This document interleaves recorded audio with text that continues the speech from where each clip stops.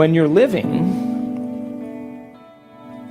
driven by the hormones of stress and you're living in survival, and the rush of those chemicals causes the arousal, begins to cause you to feel more in your body, more like a body, more attention on your outer environment. That's where the danger is. And preoccupied with time.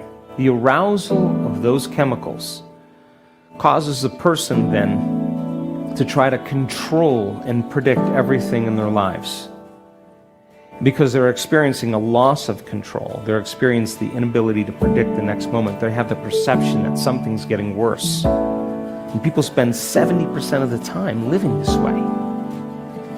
And now they're shifting their attention to the one person, to the one problem, to the one place the problem exists, then back to work, and then to their boss, and to their coworkers, and then to their children, and to the appointments. And every single one of those elements is already neurologically in their brain. There are neurological networks for every person, every object, everything, every place in their life. So then, as they shift their attention from one neurological network to the other, their brain begins to fire very incoherently. And the brain moves into an alert state called high beta brainwave patterns. And people get stuck in that state. And they overanalyze everything in their lives. And they drive their brain further and further into higher states of high beta. So then they're always preoccupied with what's going to happen in the next moment. And the majority of the time, they're thinking about the worst thing that could happen. And when you live in that state, you're combining a thought of the worst thing with the feeling of fear or anxiety. And here goes the conditioning process again. And so now the body's become conditioned to live off that rush of adrenaline. And the mind is stimulating the very circuits and chemicals to produce more of those emotions. And living in survival is living in stress. And it's not a time to eat. It's not a time to digest. It's not a time for long-term building projects. It's not a time to learn. It's not a time to open your heart. It's time to run, fight, or hide. And people live the majority of their lives this way. And their brain begins to fire very disorderly. And the stronger the emotion the person feels from whatever stressor is causing it in their environment, the more they narrow their focus on the cause. And they habituate into this type of focus called a narrow focus. Focusing on objects, focusing on the material world, because the hormones of stress heighten the senses to cause us to become materialists. If we don't see it, we don't smell it, we don't hear it, we don't taste it, we don't feel it, it doesn't exist. So we become materialists. We can't dream in that moment. It's more important to narrow your focus on matter, on the material world. And people get fixated and over-focused. And we found out that if you take a person and teach them how to do the exact opposite of that, instead of narrowing their focus this way and focusing on the material world, to broaden their focus and to focus on nothing. Take their attention off of everything material, off their body, off the people in their lives, off the objects, their cell phones, computers, their cars. Take their attention off the place they sleep, the place they work, the place they live, the place they're sitting, and take their attention off the predictable future and the familiar past. And broaden their focus and just keep opening their awareness to nothing. That all of a sudden, brain waves begin to slow down, because when they're sensing, they're not analyzing, they're not thinking.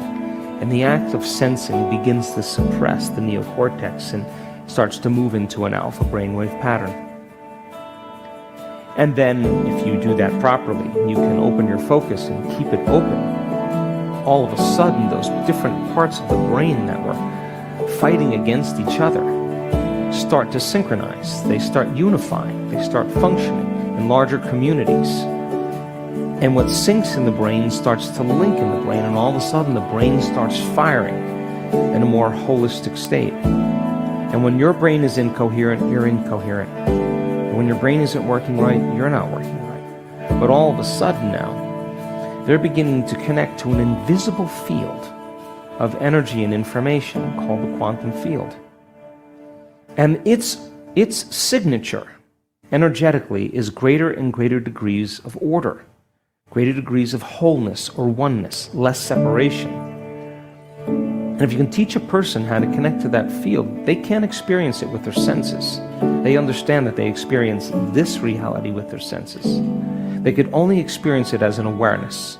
When the person can get beyond their identity, without a name or a lifestyle or an ethnicity or a diet or a profession, just could linger there as an awareness, that the longer they do that, the more they keep their attention on that field and less on matter, their biology begins to become more whole, becomes more orderly.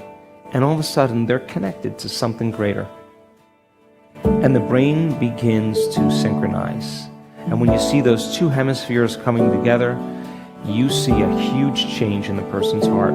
The union of polarities, the union of dualities, the union of opposites is called wholeness, it's called love, it's called oneness. And all of a sudden, energy moves right into the heart. And now, all that energy that was going from the brain and the heart into the lower centers of the body when the person was living in stress, all of a sudden, energy starts moving up into the heart. And once it makes it to the heart, the research shows over and over again, it goes right up to the brain. And now the brain, the heart is amplifying the brain. And so then, by teaching people how to create brain coherence, we've seen people move into heart coherence. We have spent many hours teaching our students, along with partnering with the Heart Math Institute, how to sustain heart coherence and to open their hearts.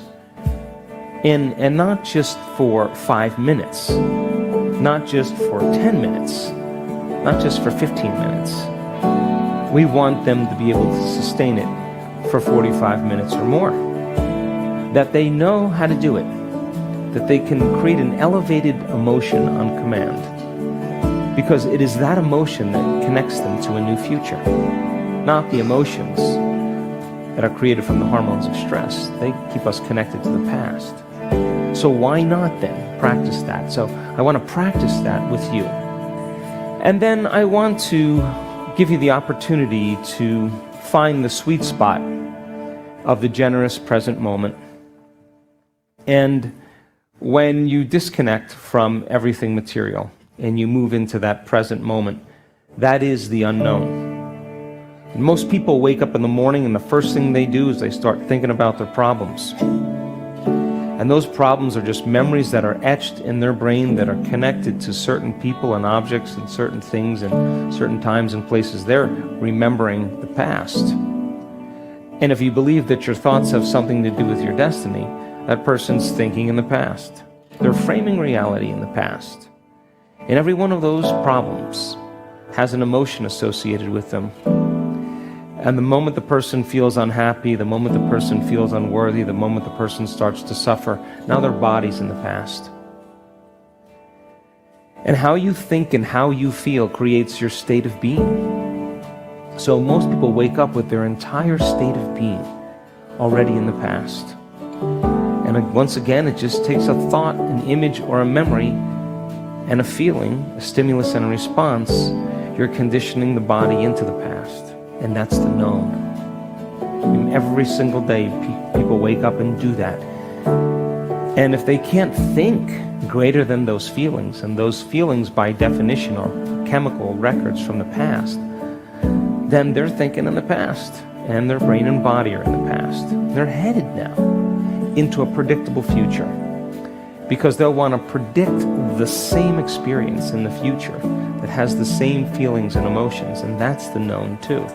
And they wake up and they run through a series of routine automatic behaviors that they've been doing for years on end. And it's their body that is dragging them into a predictable future based on what they did in the past. And they've lost their free will to a program.